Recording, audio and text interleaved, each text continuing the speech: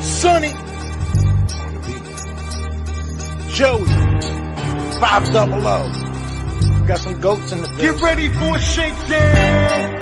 Prepare for a shakedown. We from Philly where they clap like huddles when they break down. Get ready for a shakedown. We underdogs, my guy. Kinda used to all the hate now. Prepare for it, man. Y'all get it. My QB got swag. My wideout is award winning. His fly was fly. Joey and 500. Like and subscribe. Yeah.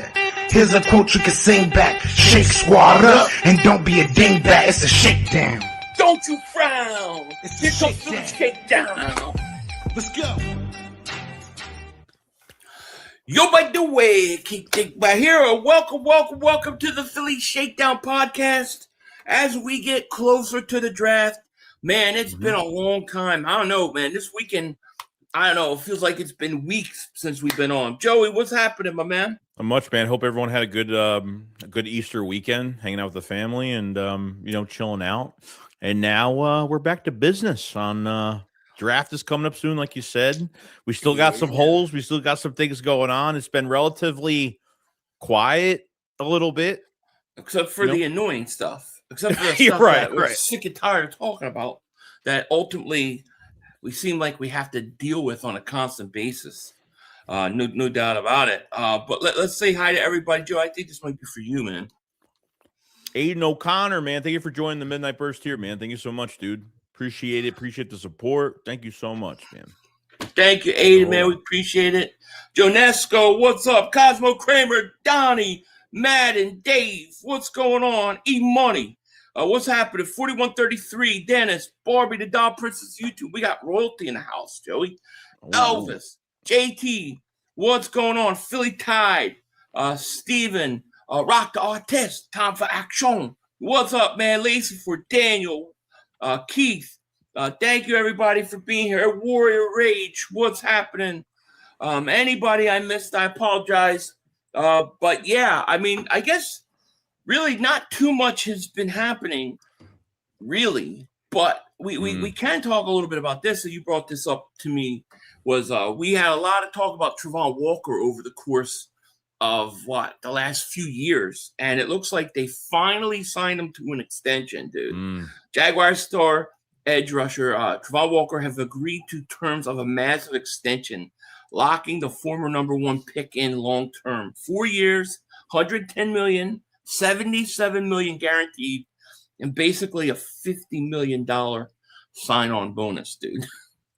He's doing pretty well, man. Yeah, he is. What is that, 27, 28 mil a year, pretty much, I think. I don't know what the totals are, yeah. I think it's like between 27 to 28. So, I mean, it's, the Eagles are sitting back. I mean, it's drying up. I mean, I guess we're going to have some hope for Jonathan Grenard. I mean, that seems to be almost impossible if that price point sits at $30 million to start. It might not even be the compensation that's the problem. I'm guessing it's just getting this contract done for him. But yeah, he wants $30 million. Like before we had when his name first got available, you know how those like cap sites will do like the projected salary for a guy. His was around 20 to 22 million. So, 22 million, that's a bargain. 30 million, it's not a bargain, dude. Yeah. I'm at the point now with this position. I think I know it's a premier position, but I still think it's well overpaid. And I don't think you have enough edge rushers there. I'm at the point now, and this was the argument I was making last week. If you're going to go out and have to pay that kind of money, then go for broke. Go get the Myles Garretts. Go get the Max Crosby's. Why waste time with the Jonathan Grenards? Go get the guys who are worth that money. You know what I'm saying? Yeah. Yeah, I agree. So, to me, while we're all fighting about, Jalen Hurts this or Jalen Hurts that and hearing, this crap get over and over again. It's like, all right, we ran out of A.J. Brown stuff, so now we're going to trash Hurts. And then like you were saying in text to me, as soon as that calms down with the Hurts, it's going to be back to the A.J. Brown. It's like while they're all talking about that stuff, I'm thinking we need to get an edge rusher, dude. I don't know about what they're talking about. Like, edge rusher is priority, in my opinion, right now. Yeah, I mean, I just don't see them going into the draft. I mean, the only two players that I could see them going for if they're going to be that aggressive, and I'm talking really aggressive, and I'm talking like not moving up 7-8 spots. Like, I'm talking going into the top 10 or at least the top 12, maybe for Ruben Bain and maybe for Zion Young are like the only two guys. And other than that, I wouldn't even draft anybody else in that first round. You think Bain will be there at 12? You think he'll be there? Probably not. No, he'll probably go earlier than 12. Probably. Yeah. Quick. Yeah. No, exactly. The Jays, what's going on, my man? I'll bring this up too because this was today. And I don't have the thing up, but there's a report that Dexter Lawrence requested a trade from the Giants. So now you're getting a lot of Eagle fans saying we got to trade for Dexter Lawrence, I don't see how you can. I mean, he's a great player. But I don't see how you can trade for him when you got Davis and Carter. And really you don't have the room at that position to even do it. You know what I'm saying? No, some people say he's fallen off too. Some say he's fallen off or maybe he's not worth the money. You know, his statistics aren't really that good. I know it's a bad team, but he really hasn't been a difference maker the last couple of years. He's been trying to get a contract done the last couple of years to negotiate. Nothing's happened. Yeah, I mean, it's too much money. I mean, that's why you're letting Moro Jomo walk after this year because, you're hoping that Ty Robinson could do something, hopefully, maybe show a little bit more flash in camp and maybe can go on to the regular season. And who knows, there might be a DT they might draft in the middle rounds. You never know.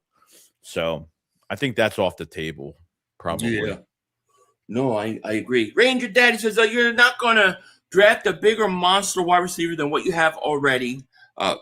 A.J. Brown, the quarterbacks that still persists. Yeah, we agree. We agree. We agree. Now, did you hear there was that receiver was a Hurts from was it Georgia Tech or whatever? God, what school's he from? I forget. The receiver 6'4". So they're saying the Eagles are like him a lot, and that they're looking at him. Who's projected to be a third-round pick as possibly taking him in the second round. The Eagles may take a receiver in the second round, which I think would be very, very interesting because I don't think it guarantees you that Brown's gone. But, I think it's definitely a move for the future. Yeah, man. Even they talked about Jordan Tyson a lot. That he might be sliding down the draft boards now because of he hasn't really had big. Yeah, so Jordan Tyson had, I think, before he transferred to Arizona, I think he had an ACL, an MCL, a PCL. He's had some hamstring injuries, a lot of talent. Yeah. So he hasn't been doing a lot of pre-draft workout. He hasn't been doing a lot of workouts for teams, and that may be getting him to slide down a little bit more. How far, I don't know. But dude, his hamstring, they say, it's like a Texas barbecue. It falls right off the bone. It slides right off the bone, dude. It's a problem. I do think this, though, I'm going to be honest. I think talent-wise, from what I've watched in the draft, dude, I think Jordan Tyson, to me, I think he's the most interesting receiver, because he has the talent. I could see that kid being a nothing, but I could see him being a star.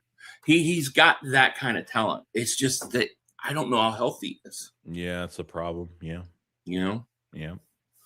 So, we'll see, and Ryan said it was Georgia State. Yeah, that's right. Irish Puerto Rican says, Joey, I agree. Move into the top 10 and get you a blue chip player. Don't trade for Dexter. He only had one bad season, but I'd rather get Young. I just don't know where you would have room to put him. You know what I mean? Yeah, I don't know. You got to pay Carter. I mean, that just makes no sense. Yeah. Yeah. What do you think? The question is, what does it cost to get up from 23 to that top 10? It'd be probably expensive. So you got to make sure you're getting, somebody that that's going to you're probably gonna have to give up your 2. I mean, oh yeah, and maybe a 3. I mean, probably it's gonna cost a nice chunk, probably. Yep. See, I mean, if you're picking at 23, I'm still leaning towards offensive line around that area. Because I don't know. I mean, how many edge rushers are going to be off the board by the time the Eagles are in draft? 4, something like that. So what are we taking, the 4th, 5th best player at their position and saying, okay, you got to fix the loss of Jalen Phillips? I just don't think that works. It might go our way because you're looking at quarterbacks, you're looking at edge rushers going off quick, you're looking at tackles going off quick. I mean, look at wide receiver. I mean, who do you got? You got Omar Cooper that's going to go. Denzel Boston's gonna go. Carnell Tate's gonna go. I mean, that Malachi Lemon from USC. I mean, it may be 4 receivers going in that first. You might, and that might be another draft coming up. And Howie Roseman knows that patience really doesn't pay off, but it might pay off to where a player gets right into our hands, falls right into our lap. You never know. Yeah, so it's true. It's true. Lenny says, this is my draft strategy. All right, let's hear it, baby. At 23, I take Blake Miller, right tackle, in the 2nd round. We might have to move up and draft Kylan Rutledge, right guard. You won't have to worry about the right side for 10 years.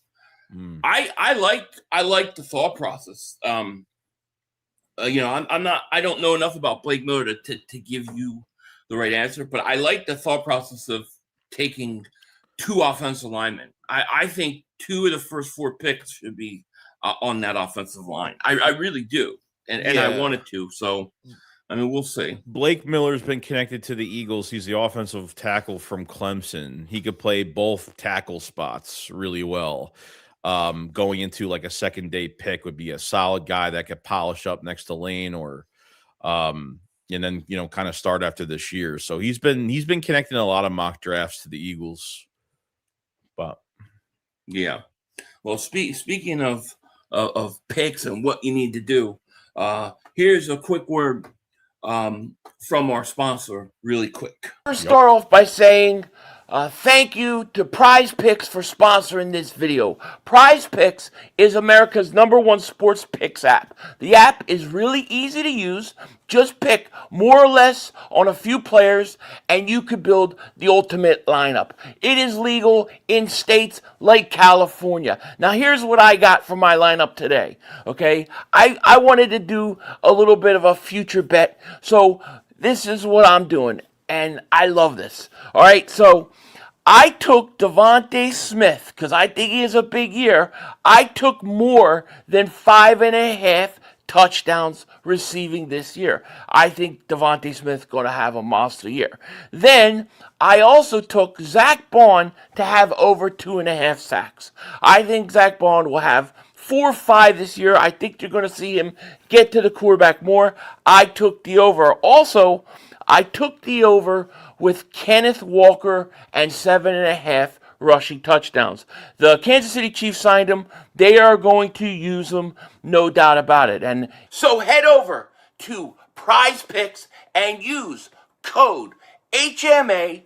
And when you do, they'll hook you up. Play $5, get $50 instantly. That's right, $50 instantly. Just use promo code HMA.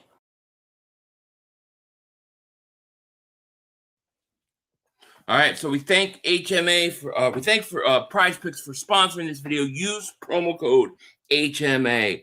Yes. We thank you so much. Michael says, okay, this is interesting. What up, guys? I saw an update saying the Lions and Eagles make a deal. 2 for 1. The Eagles send picks 23 and 98, which is what? That's a third pick. Rounder. For the Lions, number 17. That sounds like a good idea. That's an interesting idea. Like if Vega's on board at 17 and that's where they want to go, I have no problem doing that, dude. No problem whatsoever for Vega. But like to me, it really depends. Like there's like 4 or 5 guys I'm interested. Then I'm ready to trade out. I'm ready to trade out after that. Yeah. You know what I mean? Yeah, I mean 17. I mean, yeah, if you're only give up a third round pick, and it's just a first round pick swap, then I really have no problem with it. But yeah, we'll see how that board falls, man. It all depends on that board falls right from the get go. Yeah, Vega looks like he's fallen. Really, Vega's fallen. Why? Did something come up with Vega that I missed? Anything? Did you hear anything on him? I don't think so. I mean, look, that's great. Let him fall right to us. However, this time of year, when you start to hear guys are falling, guys are rising, sometimes you don't know what is a smoke screen and what isn't. The two things I feel like is like I still think you have to get a veteran edge rusher though. Like I feel like this is the big thorn in our side right now more than anything, because I feel like Howie will go the right direction to draft, but like, what are you going to do with that edge rusher? I feel like that's a legitimate place that you haven't fixed yet. I'm really worried about it. So now it's like, are the Eagles going to pay 27, 28? Then not pay 30, because it seems like they won't even pay that. I mean, that's all it's a market reset. So it's like Phillips gets all that money, and now all these other guys are either free agents or trying to get traded, want that money. And obviously, I think those are the guys. Like Walker deserves that money. Probably, well, I'm talking a few years of statistics. Walker deserves probably $30 million more than Phillips does. And Walker had a down year this year. I think he had like 3.5 sacks and like 19 solo tackles. I don't know if he was hurt, but he had a down year this year. Up. Yeah, and and Grenard had a down year because of a busted shoulder, but 2 years prior, he had 12 sack seasons both years. So they have way more statistics than what Phillips had from getting that money. So yeah, it's interesting. Richie says, Philly and Shakes, are you 100% confident in Hurts moving forward? And you want Howie to extend him 5 more years, making him the highest paid quarterback until the next quarterback is up for an extension. What are your thoughts on that one? I think like I don't know, from everything that's been being said, and it's all BS. I think what it comes down to is like, I think they want to see Hurts in this new system this year and see how it works out. I don't think the Eagles are giving up on this quarterback. I mean, I know the coaches aren't going to throw players on the bus. I know Jeffrey Lurie had some things to say, and it doesn't seem like he's, I think he thinks he's the man. He's the starting quarterback. He is QB1 in Philadelphia. I think a possible extension is probably going to be next year because they'll free up more cap space in the process. I don't really see anything we're coming off a really bad year for bad coaching. You know what I mean? So all these reports that are coming out to me it's just a lot of people. It's just because there's nothing else to really talk about right now. Do you believe that Jeff McClain, what he said about Hurts being basically the Eagles let that message come out to the media to send a message to Hurts? Do you believe that was the Eagles that basically put that out there to kind of send a message to Jalen? Or do you believe that's kind of bullshit? Yeah, I think it's bullshit because I don't know what you're taking it off of. You're taking off of this past year, so I don't get how like you can have a successful quarterback in a system with no route concepts, with no motion, with barely like more than 2 paragraphs of a play sheet to call games in this year. I mean, I saw like the 4 verticals play, and apparently Hurts was the one that called the 4 verticals. That's what I'm saying. Like, he didn't say that, dude. Like, even if Jalen Hurts had the idea that his final say was to do the 4 verts, the coaching staff should be ashamed themselves to even let that happen. I mean, come on now. Yeah. If they ask his opinion and he gives opinion that they know isn't the right decision, then why did they not step in? And to me, that whole article's more on the coaching than Jalen. And now they're saying that the kid is uncoachable, like literally in the same parallel as Carson Wentz before he got kicked out. He's uncoachable, that he's, running these rogue plays. And I think the Eagles have done that. I think the players did that a couple of times. I'm not saying that's not true, but some of it was successful. Some of it wasn't. This roster, it's a cry for help, man. They were in a cry for help, and you managed to piss off one player that now apparently wants to get traded. I mean, I'm surprised nobody else is pissed off as much as AJ Brown is right now from what happened. So you're lucky your roster isn't in a breakup right now, giving up on a head coach right now, wanting out of Philadelphia, because I don't know how you blame this on the quarterback that much, Right. so. Right. Master Eagle says, Big Dog 500, what's going on, Master Eagle? How are you? Big Gucci says, Dak has been in the league 10 years, no wins. You don't see people constantly calling for his job. Dude, he hasn't even been held responsible for an interception yet in his career. I mean, the amount of pass that guy gets from his fan base and nationally is the most unbelievable thing I've ever seen. And then here, like, guys like Mark Holmes actually try to act like he's like a picked on quarterback when Jalen gets attacked after winning a Super Bowl, I mean, we're talking about a guy that was the defending Super Bowl champ, and then they couldn't they couldn't repeat, which is very hard. And then it's like all this stuff comes out, man. I've never seen anything like this in terms of a guy getting so much hate. And I'm not saying he doesn't have flaws or things to work on, because I think he does. And I think the coaches haven't done him favors. Like, I feel like the last few years, they've kind of just said, all right, this is what he is, or this is what we're going to do with him. And they've kind of really haven't tried to keep developing him and getting him better. But he has flaws and all that kind of stuff. But the level of hate, I'm sorry, it does not match. It does not match the player. This quarterback's got to hit the reset button every fucking year. Like, how many offensive coordinators? He's got no relationship with a play caller. Like, if Mannion's successful in the next couple of years, and so far from what we've seen at the owners' meetings and stuff, it seems like Mannion's getting a lot of glaze, like a lot. I mean, from a lot of coaches around the league. When he gets his opportunity, just watch. Like, everybody is a fan of Sean Mannion, his bright ideas, connected to Josh Grizzard, the passing game coordinator, and his wide receiver concepts. Like, I feel like, you have an actual coordinator that is a passing game coordinator right now. That was just a coordinator last year for the Buccaneers. So You have some offensive minds in that building now. So I'm not hitting the reset button within 1 to 2 years. If Mannion does off the wall crazy this year, he better not get a head coaching job. Like, the Eagles are gonna have to make a decision, and they're gonna have to let Nick go at some point, because we need the play calling in house. We can't do this again, especially when you have an open window like this. They just can't hit the reset button. So blame all you want on the quarterback or whatever, but this has been the consistent problem that we've had. So yeah, that's where I'm at. Richie says, I'm asking if an older Hurts can learn to win with his mind more than rely on his body to win. Well, I think that's a fair question. I do think he can. I mean, look, I think that yes, there are things that he has to be more consistent at in passing game. There's no question about it.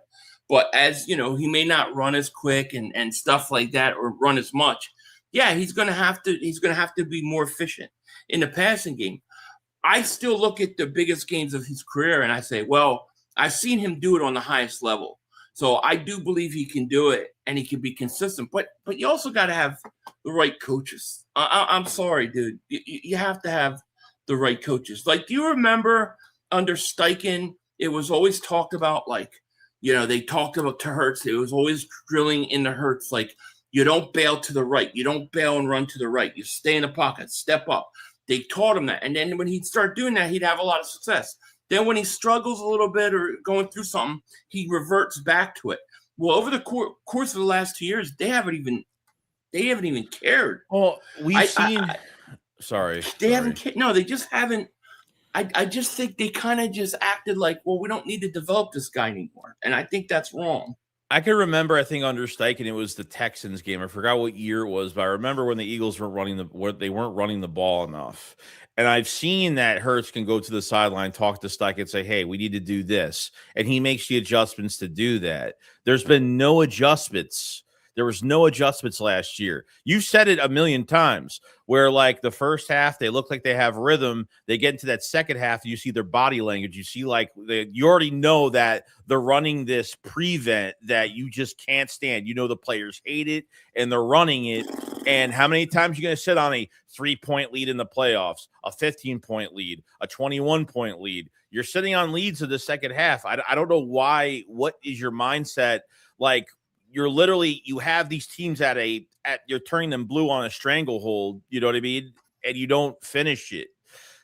It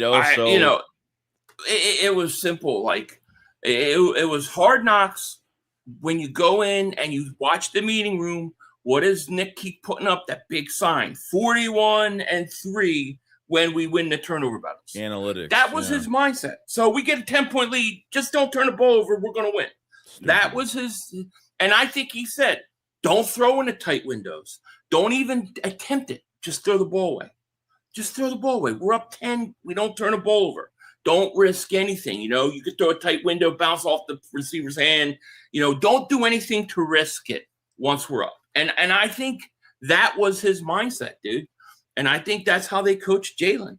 And people say, well, they're doing that because they don't trust Jalen. I think it was more that Nick bought into that philosophy that if we win that turnover battle, especially if we got a lead, we're going to win the game. That's what I really think. You take that play calling and transfer it to another team. They're not even sniffing the playoffs. They're not even in a wild card game. The talent took you as far as it did. So, anyway, if you're going by the analytics, man, it's how many games, especially this defense, how many bad games they have this year? 2, the one against the Giants, the first Giants game, and I think the Bears game, they still gave over almost 300 yards rushing, and they still were in the game. You know what I mean? Like, right. It's crazy. It's nuts. Yeah, it is. No, it is. Muscletron, thank you for the super chat. Verse of the day, thank you. Salah post wildcard game said he recognized the 4 verts look from last time we played them. Can't tell me Hurts called it then too. Pound Dallas Funcilio. They do, dude. I know. They do. Yeah, I mean, like I said, Jalen Hurts' job isn't to call the play in that situation. They could ask his opinion or what he likes, but the coaches got to be the ones to know if a play is good or bad. So to me, people want to call him 4 verts Hurts. The truth of the matter is the coach let it go, and that coach didn't know that wasn't a good call. You know what I mean? Yeah. So I don't know. Annabis Green, thank you for the super chat. Have you seen the guy, Uar Bernard, coming from the same program as Mulata? He's going to be a defensive tackle, never played. I think you wanted to talk about him, right? Didn't you have something on him? Yeah. You wanted to.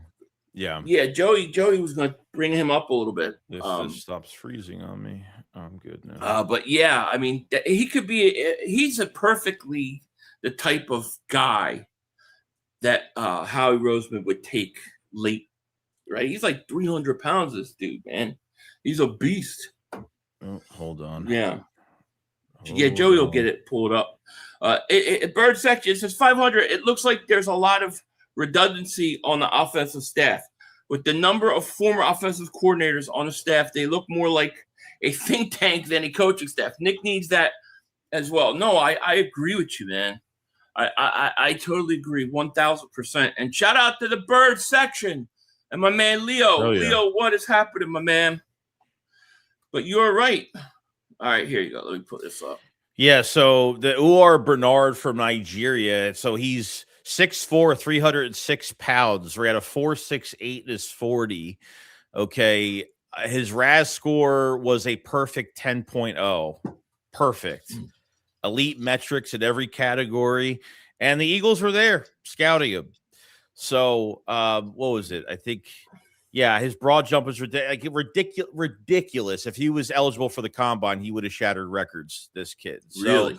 The Eagles are going into this international player pool now. The Eagles obviously did it with Jordan Mailata. They did it with the offensive lineman that I forgot the other Vahala. I forgot the other kids. The offensive lineman that we drafted a couple years ago. I forgot his name. Right. No, I know who you're talking about. And now they're here. So there's no visit yet, but they do have interest. And yeah, they're always so somebody's gonna. So he's gonna end up being like a 7th round pick or something like that, right? He hasn't played football, right? Like he's just at all. He's just got the talent. to play? Is that what it is? Yes. I mean, 6'4", 306 runs a 4.68. I mean, I know it doesn't matter, but I mean, for a big guy, it's pretty quick. So, and yeah, we'll see what happens if they get their hands on it. We will see. No, that's interesting. Hey, can you hold on for 1 second, dude? Can you go 1 second? I need to talk to somebody here for a second. Yeah, you're good. You're good. Hold on. All right.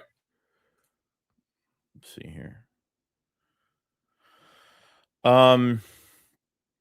So as for virtual meetings, as of right now, the Eagles have looked at San Diego State cornerback Chris Johnson, projected as a second-round pick, elite option on the outside.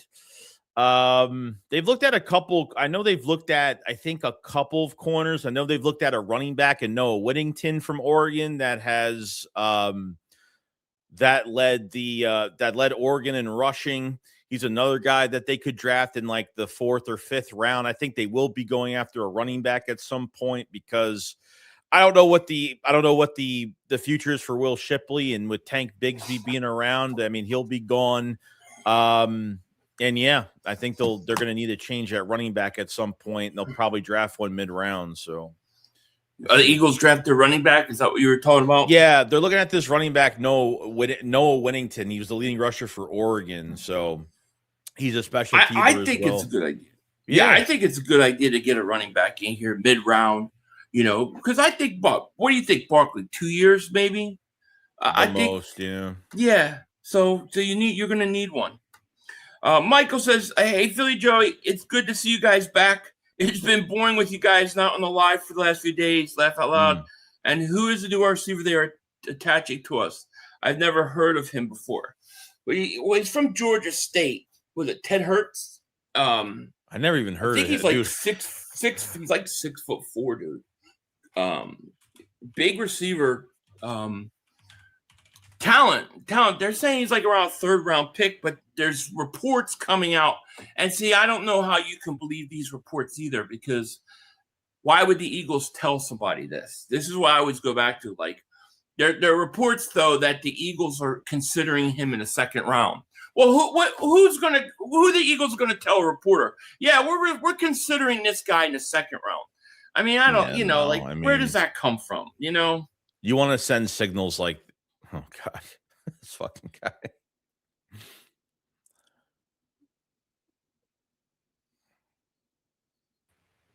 I got totally kicked out. That was weird. It's weird. Yeah, that was really weird. Yeah, they're not going to – they want to put out false rumors. They want to put out as much smokescreen as possible. Yeah. You bring those coaches to prepare for losses if Manny gets hired. So do you think – BMO, do you think if Mannion comes in and does a good job, you think he's gone after 1 year? You think we could get like if it goes really, really good, is he gone after 1 year? Are we doing this again with an offensive coordinator? Can we get at least 2 years out of this guy? Maybe. We hope not. Oh, God. I mean, there was, and I haven't gotten to see it, but I saw like a clip of it, a podcast with Nick Foles, and he was talking about the difficulties of consistently having to go out and having to learn new systems for a quarterback and how hard it is. Has anybody gone through more coordinators than Hurts? It's crazy. And you're in the playoffs every damn year. It's amazing. You're in the playoffs. You're in the Super Bowl twice in the last 4 years. I mean, you know. Christopher McClure, member for 7 months. Thanks so much. Please have the men and women on here pray for my kid. Oh, of course, man. Prayers to you, man. I'll keep you in my family prayers tonight for sure, man. I'm sorry to hear that. Yes. Yeah, man. Definitely we'll keep praying. We will keep praying. Yeah, there's a bunch of interesting things on those things now. But yeah, man, we're gonna pray for you. No question about it, man. What up, Joey Philly? You are the best. Oh, thank you. Appreciate it. Thank you, man. We appreciate that. Yeah, I mean, the way he's been glazed, he's gone if it works. If it works, yeah. It's going to be another offensive coordinator, dude. Would you consider if Mannion comes in, right? This is like crazy. I know this is crazy, Tom. Well, if he comes in and he's great, and the only way you could keep him is to keep him as the head coach, would you do You got to do it. I mean, what do you? You got to do it, dude. Like, no, there's no letting him go. Like, no, I'm done. Like, I'm done. Like, trying to no. Like, Nick gets another fucking pass. No, I'm not doing it. I'm not doing it. Who do you think? Who do you think the source was in that article? For what? For that article, that Hurts hit piece. On the Hurts hit piece. Who do you think that Well, I think it was I forgot his name. It had so much traction. It wasn't Jeremy Fowler. Was it Jeremy Fowler? I don't even know. It hit like 7 million. Fowler was part of it. It hit like 7 million views. It was freaking nuts. Yeah. Who was the source that they used? That's Tulo, because that's what I heard. That's what I think. That's exactly who I think it was. And if it wasn't him, I think it was Nick. It had to be somebody that was down on the sideline that could hear everything that was being called on that last play. But the thing is if you watch the actual in between the play when they're talking, it doesn't seem like it matches up with that story at all. No, it's at all. No, not even close. Not even. It looks like Hurts. If anything, is like, what are you really calling this? Yeah. Like what? Like you're running this play? That's what it looks like. But what do I know? And all I know is Patullo. And how many times did we come on last year and go, dude, press conference, Patullo, everybody's fault. He takes no responsibility. He's just like, well, the plays are out there, and we called the right plays. You gotta execute. I don't know, dude. I don't know about that guy. It's a fucking joke. Eagles dynasty, what's up? There were times last year that I thought the Eagles didn't want to give away their tendencies. Then the important games in the playoffs came, and the offense didn't add a thing. Yeah, a lot of people thought, how many times do we hear, they're saving for the playoffs. They're saving everything for the playoffs and not showing anything. It just wasn't the case. They just didn't have anything to show. They rest them. And they rest them on top of it. You give up the second seed and potentially to have a second seed, and you rest them. Like they needed a break. Yeah, that really pissed me off because it wasn't like the Rams were resting anybody. Chicago wasn't resting anybody. None of the other teams were resting anybody but the Eagles.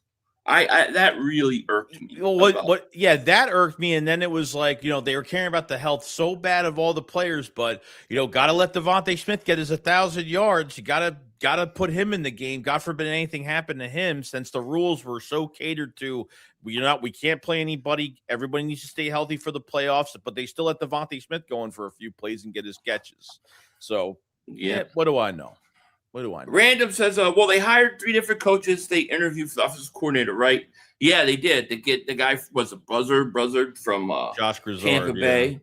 Grizzard, yeah. If Mannion leaves, they just promote the other one. Yeah, I mean, that's maybe what they do, It may be what they do. I think the one good thing is I really feel like all this, is Jalen Hurts this or that.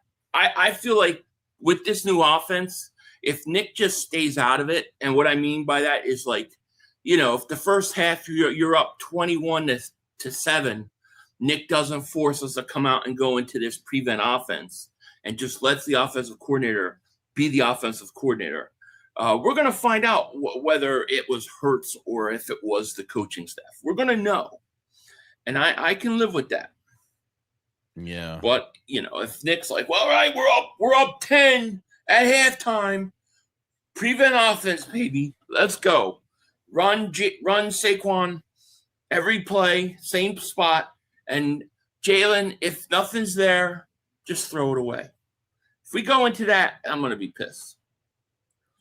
I don't know. There's no way that Howie Roseman and Jeffrey Lurie are going to let this head coach bury himself for another year. Because if they got to do something during the year. Like if they're losing like 3 games straight and they're choking away games, there's no way that they're just going to let this. There's no way that this continues. Like if they're, let's just let him, by the end of the year, let him just do his thing and kind of hang himself at the end of the year. I just can't see them allowing that again. I'm already surprised they allowed it last year. So, yeah.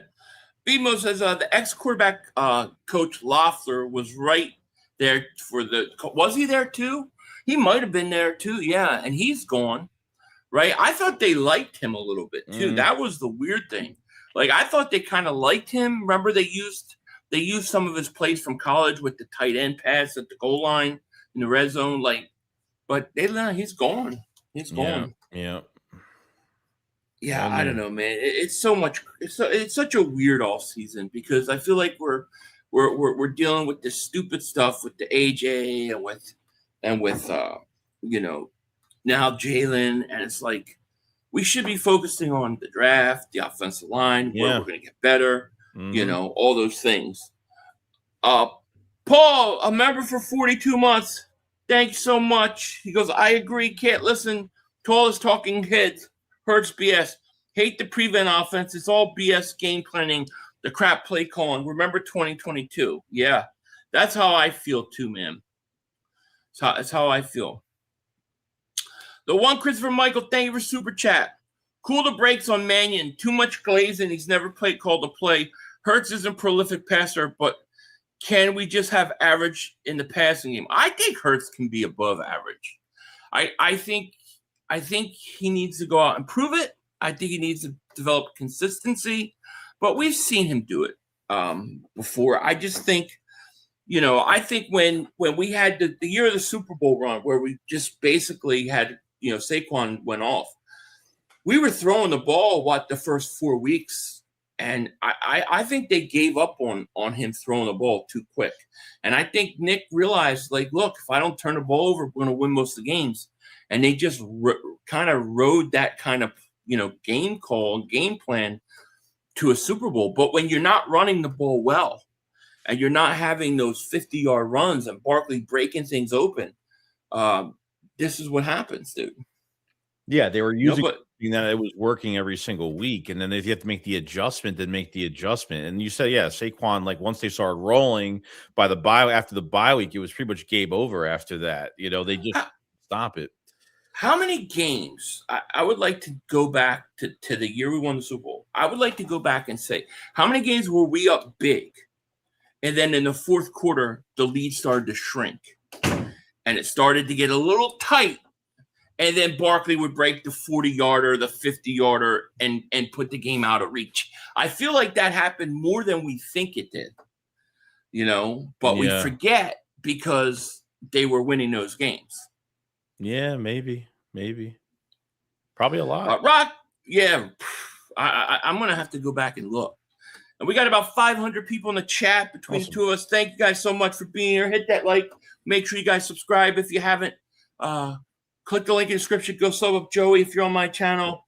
And definitely check out Prize Picks. You guys definitely won't regret it. Yes. Rocky, thank you for the super chat. Ian Rappaport reported we are bringing in nickel Traden Stukes from Arizona that can play safety for a top 30 visit. Projected high day 2 pick. I don't know much about him. I'll have to look him up. But, that position is a position we haven't even talked about yet. There's another position that, with all the other BS going on right now, like safety, edge rusher, like these are areas in which you have to go do something.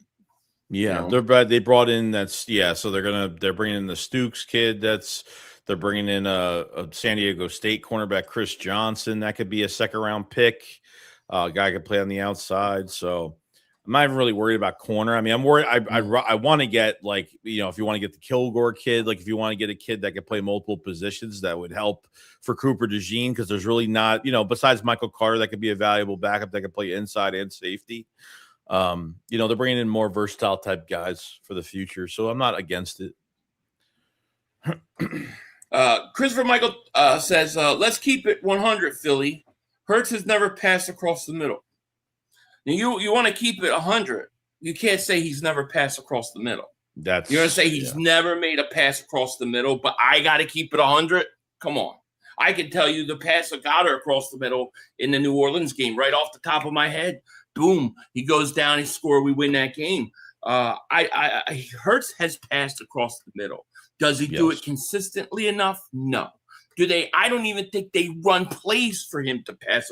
How many times have we ever said they never run any crossing patterns? Right. I mean, literally the receivers don't even run it. Right. Now you're going to say that's because Hurts doesn't like to do it. Fine. I'm going to say it's not that Hurts doesn't like to do it. They don't put it in there. Let's find out this year.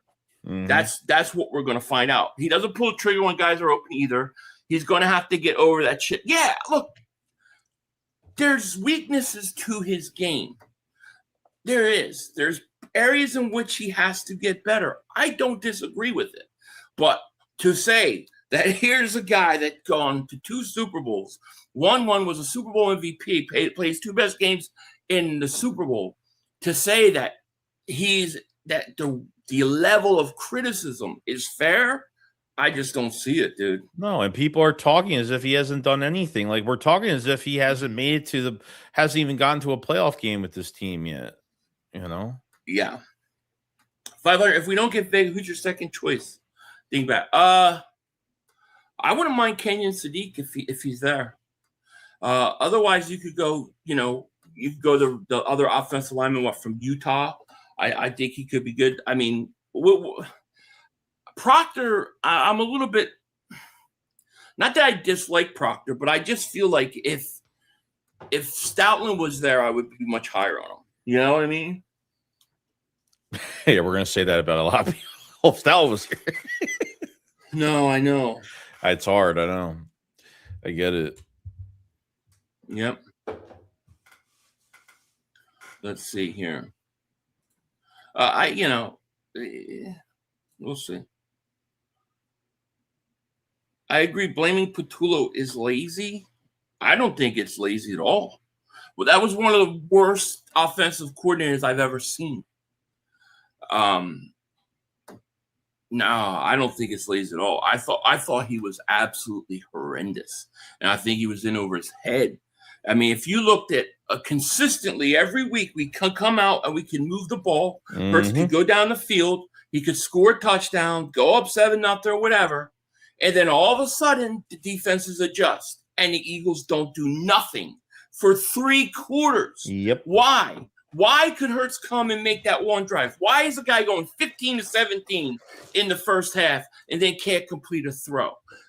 Because I don't think the coaching is putting him in the right position, dude. I'm sorry.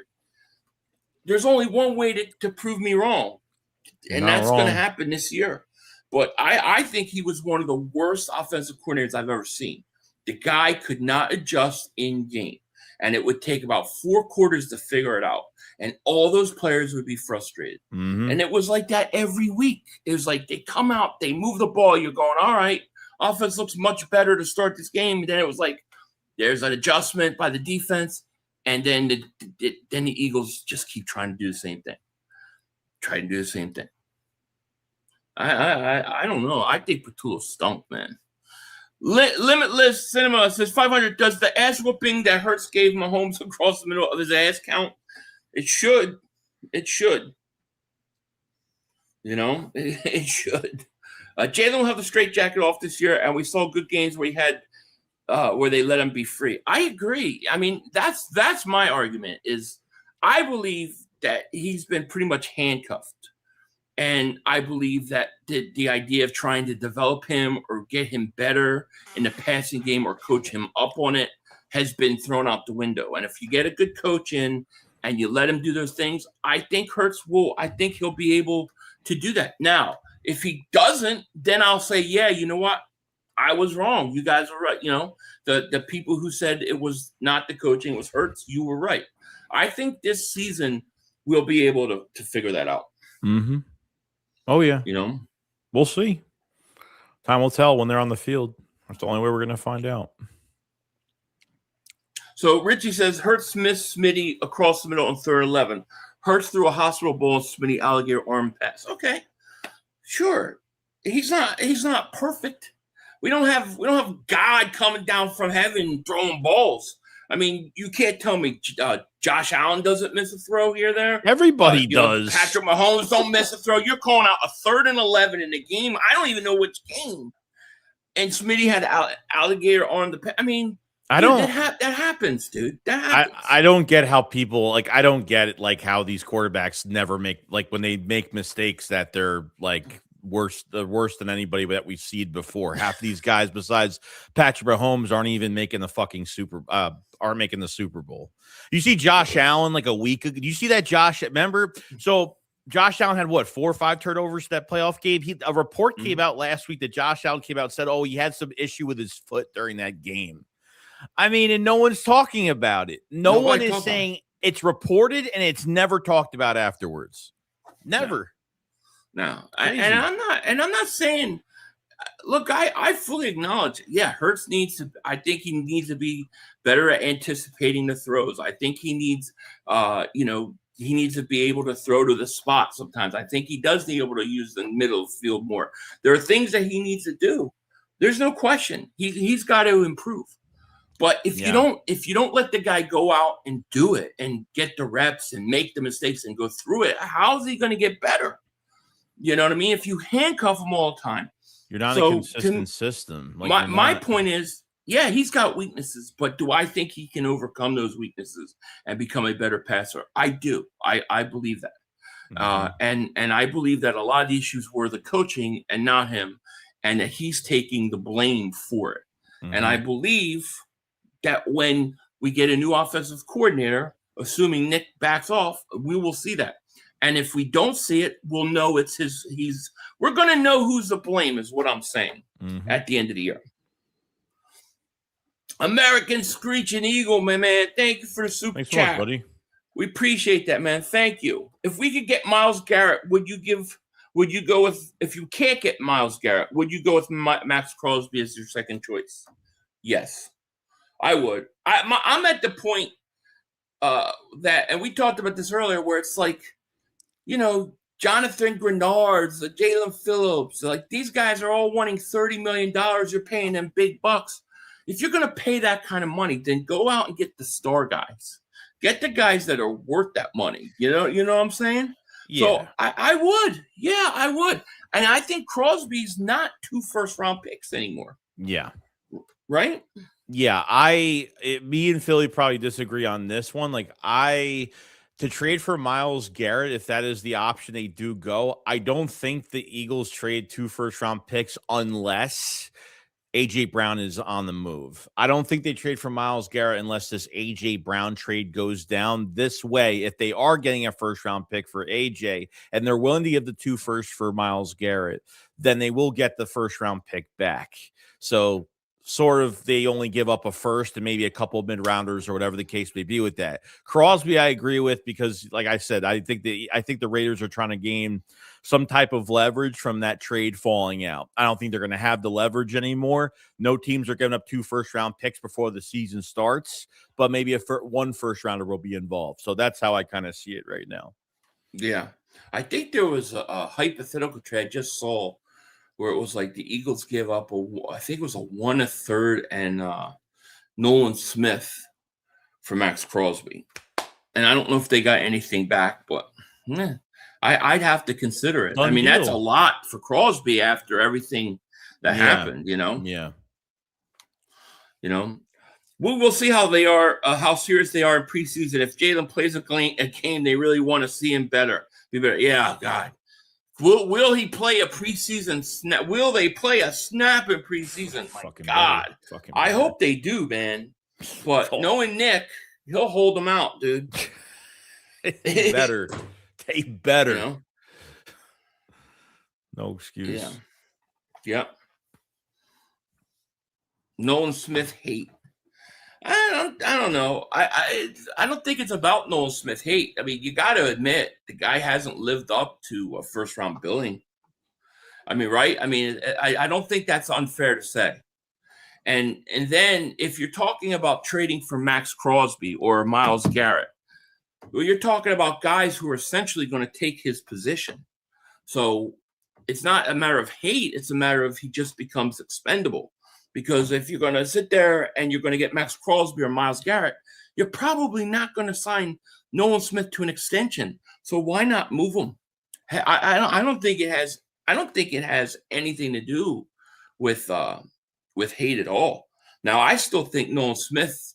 I still think he's got talent. I think he needs to stay healthy, and I'm hoping for big things from Nolan Smith this year. I think this is a big year for him.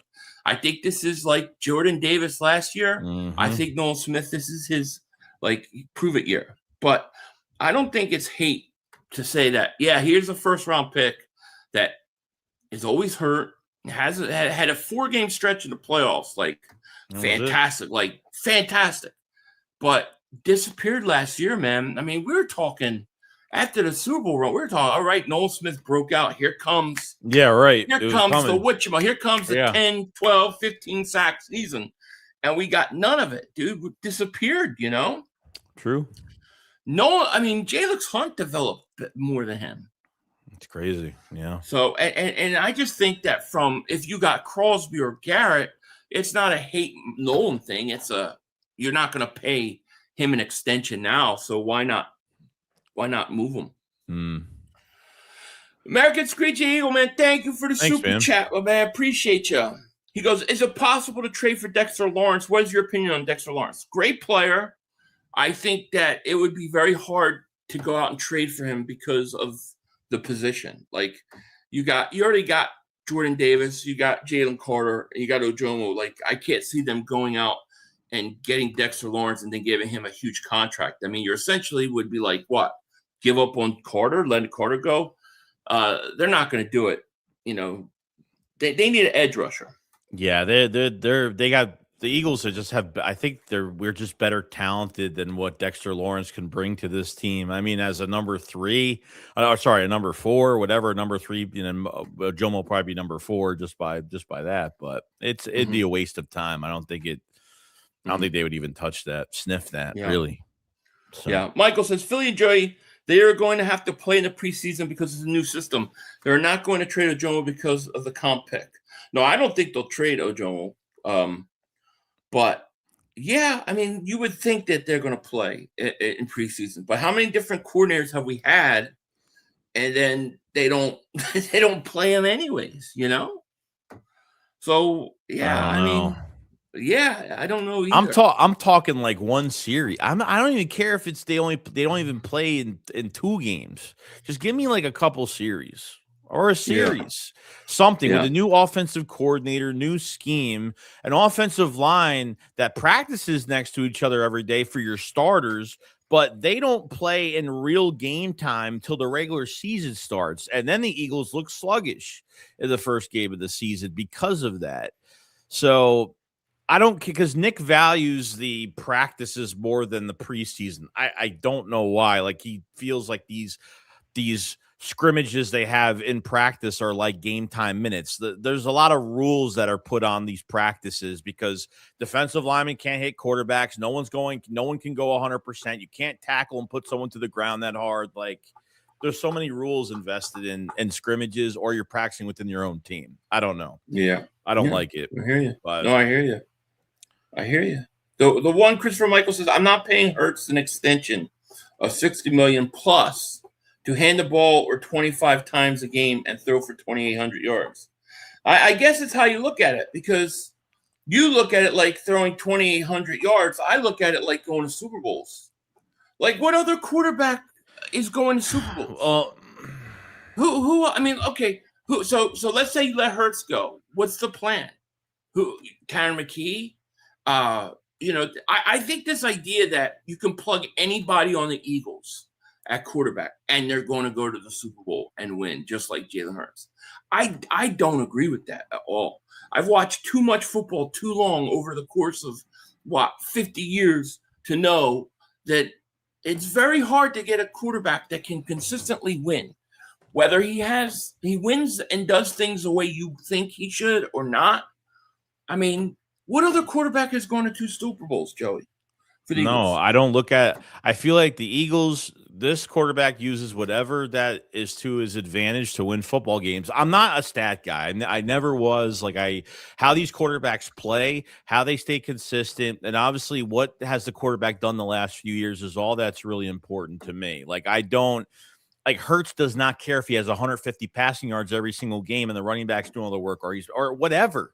Doesn't matter. He uses whatever matchup he has to his advantage to win the game every single game. I don't look at it as a stat metric where he doesn't deserve this type of money. He might not ask for 60. Who knows what it is? Who knows what will happen? Hurts is not going to be selfish and choke out the Eagles cap like a lot of other players do. Right. He wants other guys to get that. paid.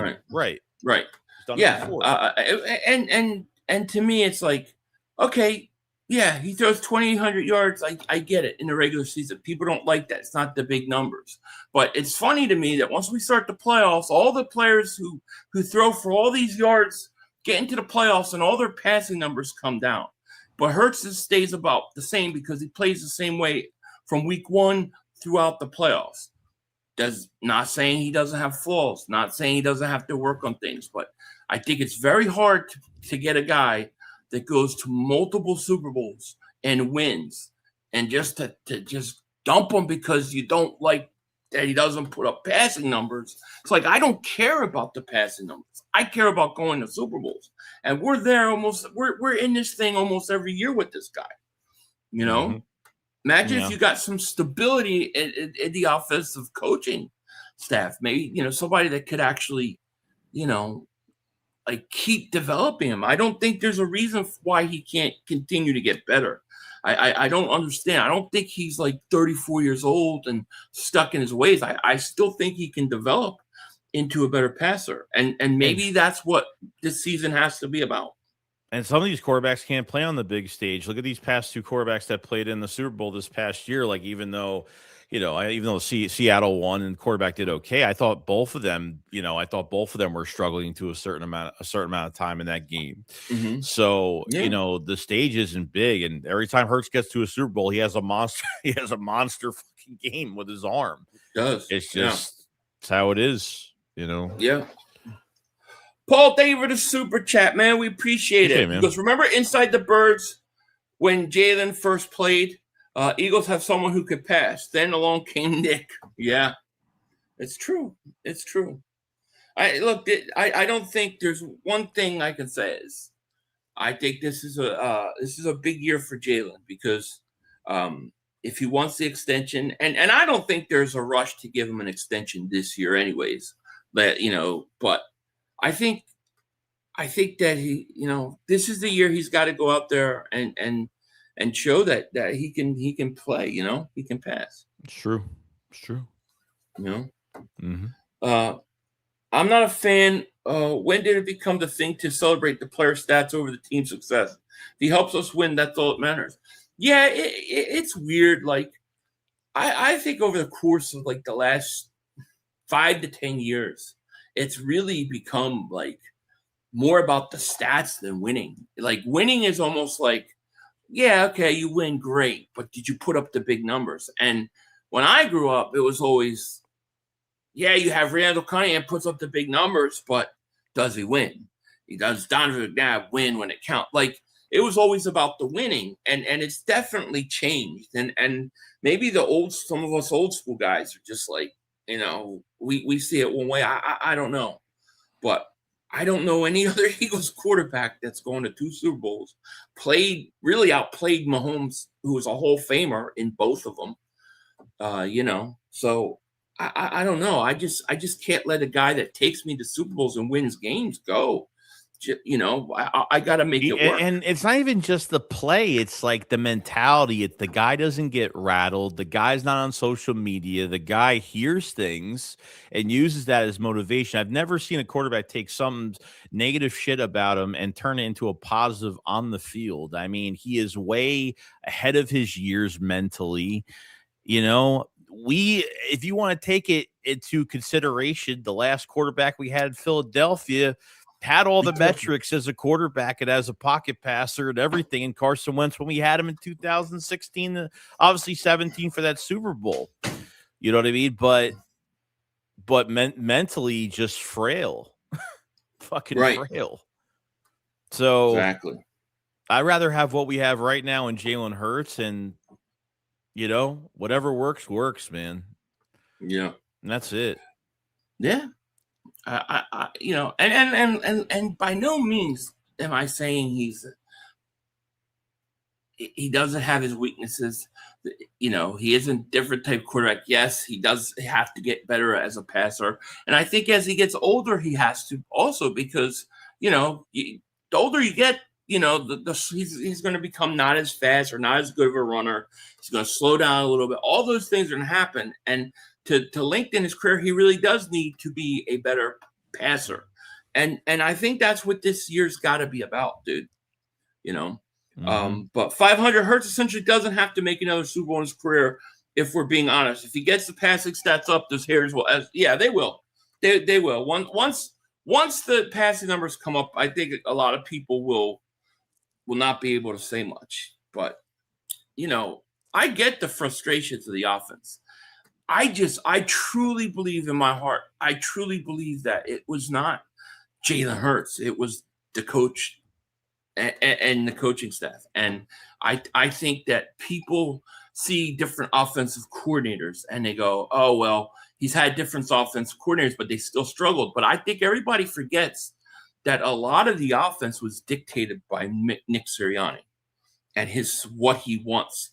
Instead of Kellen Moore having free reign to do all the things he wanted to do, people don't talk about the fact that Nick blended two styles together to make sure that his offensive philosophy is being pushed to the forefront.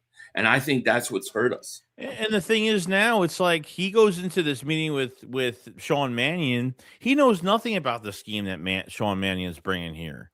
So it's almost as if, like, how can he have so much say, even attempting to even get into the middle of play calls this year? He's just learning about a scheme this year, and he's going to act like he's going to take it over and pull this shit like he did last year. He said it. He said when Manning came to the table, he was learning about this new scheme that Manning wanted to bring to Philadelphia. He knows nothing about this scheme. So the less he knows, the better off we're going to be going into this year, and hopefully being normal offensively. Yeah. Yeah. It's crazy. Kevin Heather here. Hurts is built for us. Philly dementia. They're telling us he's bad. You guys argue with fanboys. That's why it's strange to you, these guys who never played sports, talking sports. Thank you, Kevin. Yeah, I mean, I get the frustrations of the offense. I get it. I totally get it. The stats aren't my main issue. It's, can you be an actual NFL quarterback? Can you be effing consistent as a passer? Because I've seen it 2 effing years. Can you average top 15? I mean, average top 15 in what? In what? Like, you want the completion percentage high?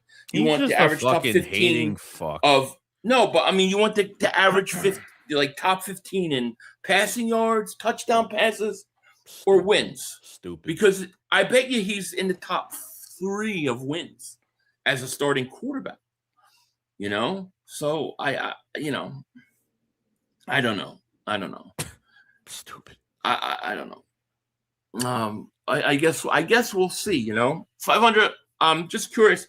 Who is the best quarterback in the league right now? They glazed Lamar and Josh for 17 weeks a season, minus holding penalties. Hurts should be tied with Mahomes. I honestly am going to tell you, I think that Patrick Mahomes is the best quarterback in the league. And I don't think it's close. That's my opinion. Guy's won 3 Super Bowls. Guy showed he could win in the clutch in a Super Bowl in overtime. I don't think. I think he's the best quarterback in the league. And then after him, I think there's a drop off. I think Allen may be the most talented quarterback in the league, but he's got to at some point he's got to win in those. He's a choker. He's a choker on the road. Yeah. He's a choker on the road. Dude, every year. That Denver game, this was his year. This was his year. Yeah. Who do you think's the best quarterback in the league right now? Yeah. Yeah, well, I mean, Patrick Mahomes. Yeah, I mean, they had a down year last year. I mean, I think Pat's going to be back. And he got hurt. Yeah, he got hurt. Yeah. But Hurts beats him. Hurts beats his ass. Hurts beats all these quarterbacks' butts. It's interesting, you know. It's like when he starts up against better quarterbacks, he just wins. I don't know what else to say, but the guy wins, man. You know? There's got to be something to that. Yeah. Hurts beat Mahomes. They say, well, Jackson Darts beat Hurts. Yeah, well, Jackson Darts played him one time. Yeah. Yeah, I don't know. It will the Hurts stuff will continue. The AJ Brown stuff will continue, and ultimately, I think there will be resolution to it during the season. I do. I think that this argument will be laid to rest this year, because if with the new offense, if things don't get better, I think people will be able to point out, you know, Hurts this, Hurts that. But if what I think is going to happen, and Hurts goes out and throws pretty good passing numbers, I think people are going to have to give him his kudos. You know, but I will say this: the criticism to me still does not match the guy. Like, I've never seen a guy win Super Bowl and then go to 2. It's very hard to go to 2 within a few and years. Get criticized. Yeah, and get criticized the way he does. Not that he's perfect and he doesn't deserve something. He does. Sure he does. But I've never seen it like this. You know, I've never seen it like this. This is just the average. Not even this is just the average fan that just listens to too much of what's on. But what's with the media guys though, dude? Like what's with some of these media guys too? It's like, are they really like hating on this guy because they were wrong in the draft about him? So they're just going to keep, like, at some point it gets to like, it's just not healthy, dude. It's just not healthy. It's just not healthy. No. Dude, Jalen Hurts says nothing. He says nothing back either, right? He doesn't comment. He doesn't fire back. And it becomes an easy target. And because of it, they just keep going at him because they know he's not going to say anything. He's just going to go out and do it, you know? Mm-hmm. Joseph Taylor, man, thank you for the super chat, my man. I appreciate you. Hey, buddy. Joseph Taylor, again, thank you for the super chat. Oh, who beat the Pats in the regular season and the Super Bowl? Hurts. Well, Hurts didn't beat the Pats in the Super Bowl. Foles beat him in the Super Bowl. But, I mean, he beat Mahomes. They both Foles and him beat Hall of Fame quarterbacks. So, yeah, it's interesting. It's going to be interesting, guys. It's an interesting look. It's an interesting discussion that's going to continue and continue. But is there anything you want to say before we get on out of here, Joey? No, that's it. I mean, we got the draft soon, and we'll see if any more moves pop up this week. There'll be more visits. There'll be more top 30s, and yeah, we'll see if we find any more rumors. What's going on? You know? Yeah, definitely. Definitely. Yeah. Well, I want to thank everybody for joining us. We really, really appreciate it. Yes. With that said, we are going to get out of here and be back tomorrow with videos and all those kind of things. So, thank you guys so very, very much. We appreciate it. And we're going to get out of here. You ready? Ready. All right, guys. We out of here. God bless. Peace. We will talk to you later. Peace out. Bye. 2 minutes to go. You have plenty of time. Come on. Oh, shit! Dad! No! It's over! It's over! This game is over! Cut it off! It's over! Fuck. Congratulations, Green Bay! Congratulations, Green Bay! Congratulations, Green Bay! I said run the ball. Congratulations, Green Bay! Dak Prescott, you need to be fired today! That was on you, Dad! That was on you, Dad! That was on you, Dad! I said run the ball. That was on Dak Prescott! Trying to feed him. Trying to feed the CeeDee Lamb! Trying to feed the CeeDee Lamb! You tried to feed the CeeDee Lamb! You got to give it to CeeDee Lamb! God! It's over! It's over, Dak! Put Trey Lance in the game. Trey Lance can't do worse than you. I'm an idiot because I buy into this shit. Because here's the thing. I am a grown-ass man. and I talk the talk. It is now for us to win a game. It is killing me. I feel it coming. I feel like it's going to take Jerry Jones taking. Cut it off. It's over. Fuck.